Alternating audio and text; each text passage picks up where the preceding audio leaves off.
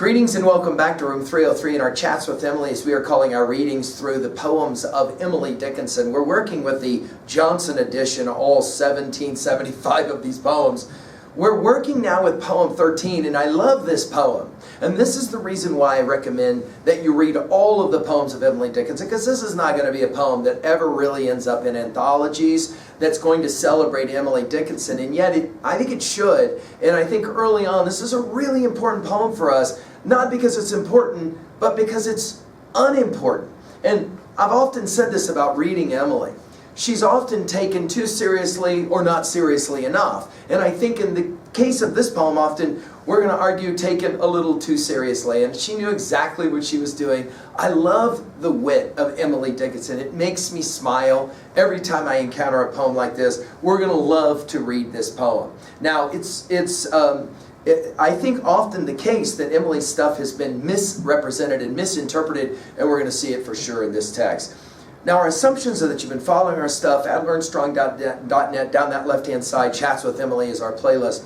I'm hopeful that you had some opportunity to already be exposed to our introductory set of comments. And of course, with poem 12, we just finished, The Morns Are Meeker. Now, again, the background here is important. First of all, just write this down. This is one of the many poems of Emily that's just what I like to call a teasing poem. She loved wit. She loved to tease. It would be so much fun to go back and just sit down with Emily and just enjoy a chat with her where there's all kinds of bantering that takes place, several of you smiling, because of course those are the kind of conversations that we ourselves love to have. I think in that regards, Emily was so normal. She was just a normal kid who loved to kind of laugh and joke. Now, there is some background information here that I think is of importance. I love the great biographer Wisher on this, and because he's so good on this, I'll just read what he has to say.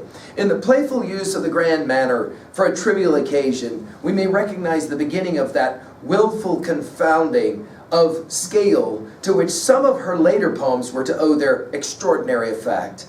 Her mischief assumes a solemn air, and her earnest borrows the garb of wit. In at least one instance, her assumption of pretentious language so effectively masked her banter that a poem conceived purely in fun has been mistaken for a piece of serious writing. To tease her father for his insistence on the family's early rising, she strung together some stanzas of resounding nonsense. Of course, he's talking about poem 13.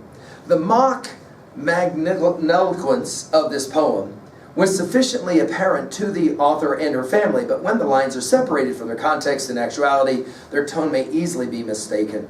Emily's first editors included this piece of fooling among her poems On Time and Eternity, where it remains to this day. Now, the poem is actually just a teasing to her father of his insistence that she rise early. Now, we know that Emily spent quite a bit of time into the late night hours, and so sleeping in was one of her preferences. This poem is actually not about waking up or eternal life or any of those kinds of things, although when we get to the final stanza, we'll maybe say, well, we understand why people would say this. This poem was actually written as a letter to her father. She told Dr. and Mrs. Holland in letter 175 that he habitually rapped on her door to wake her. Now, in the poem, in the letter with the poem, she wrote to my father, quote, "to whose untiring efforts in my behalf I'm indebted for my morning hours," and then she would say, viz. 3 a.m. to 12 p.m. These grateful lines are inscribed by his AFF affectionate daughter, and then this is letter 198. Now, it's most likely she was exaggerating about the 3 a.m. wake up, but it is clear that Daddy wanted everybody in the house, in the Dickinson house, to wake up. She did finish that letter by saying, "In daybreak," quote, "in daybreak, in case you didn't know it, dearest Papa, is when aurora reddens in the east, the place of eternity." In other words, let me have my sleep. I love this poem. Poem 13. Sleep is supposed to be, by souls of sanity, the shutting of the eye. Sleep is the station grand down which on either hand the hosts of witness stand. Morn is supposed to be, by people of degree, the breaking of the day. Morning has not occurred. That shall aurora be, east of eternity, one with the banner gay, one in the red array. That is the break of day. Now, to be fair, if you didn't know any of the background information that we just gave to you, we would read this poem not literally, but obviously symbolically or figuratively. You will remember, of course, those famous lines from Thoreau's Walden. We must learn to reawaken and keep ourselves awake, not by mechanical aids, but by an infinite expectation of the dawn that will not forsake us in our soundest sleep. I know no more encouraging fact than the unquestionability of a man to elevate his life by a conscious endeavor. Well, that, of course, is the grandiose language of spiritual reawakening that we saw in our lectures at LearnStrong.net on Thoreau and Walden. She will use that kind of grandiose language, but here she is just making a simple observation to her daddy. Please, let me sleep until daybreak at least. Let's go through it quickly. I love her use of the word supposed 2 times. Sleep is supposed to be, by souls of sanity, the shutting of the eye. Now, the fact that she uses supposed is kind of a giveaway that this is kind of a humorous, joking poem to her daddy.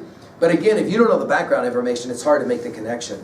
Again, sleep is the station grand down which on either hand the hosts of witness stand. Now, readers of Emily's day, because they read the Bible, would understand she's making a reference to Hebrews 12:1 and that host, that great cloud of witnesses, that all those who have gone before who are standing and looking and waiting. And of course, she's making a reference as well to Jung and Freud's understanding of dreams and the idea of archetypes. I would also argue that when we mess around, for example, with later postmodernist poets, we're playing very similar kinds of games. The idea that everyone is standing and watching. I mean, think about T.S. Eliot's, for example, Hollow Men. Those who have crossed with direct eyes to death's other kingdom, remember us if at all, not as lost violent souls, but only as the Hollow Men. The idea that, for Eliot, that the reason we don't want to die is because we got these people, our great-great-great-grandpa, watching us, and we don't want to go and meet them with direct eyes.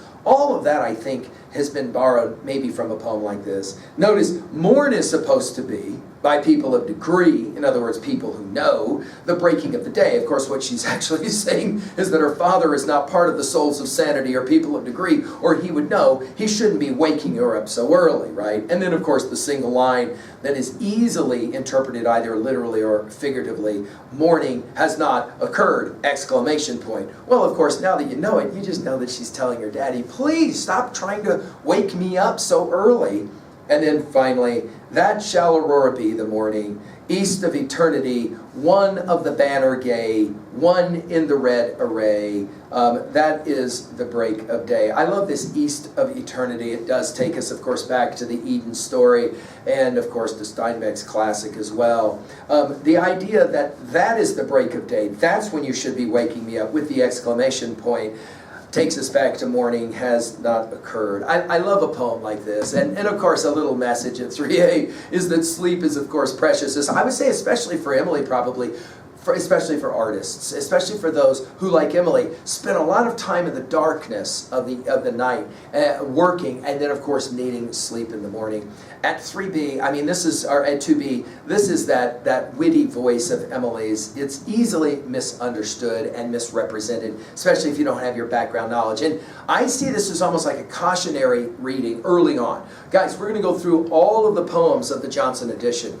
We're going to ask, what we have to ask when we pick up, for example, Chaucer's Canterbury Tales. Dude, is he serious or is he kidding? Right? And we know that ironica, that satiric voice, so central to our reading of Chaucer, so central to our reading of Swift and any number of other great theorists. At 3A, well, I could ask you what's your favorite text of sleeping. We should point out, and Emily knew this, that Keats, his classic To Sleep, is one of those great poems about sleeping, and you can go and run that one to ground. Finally, at 3B, do you love sleep? Just to try and own a poem like this. Do you love sleep? And who is it in your life that is the one that has had to have the job of waking you up, if there is somebody like that? And did you ever say thank you for that? And did you ever have some contest, as Emily is having, obviously, to some degree, a contest with her father to say, stop it, stop waking me up so early? And how about this one? Have you ever had to wake somebody up? And to what degree has that been a challenge? I'm hopeful that you will be smiling as you work with a poem like this. And, of course, Emily's going to challenge us to obviously wake up. Thank you.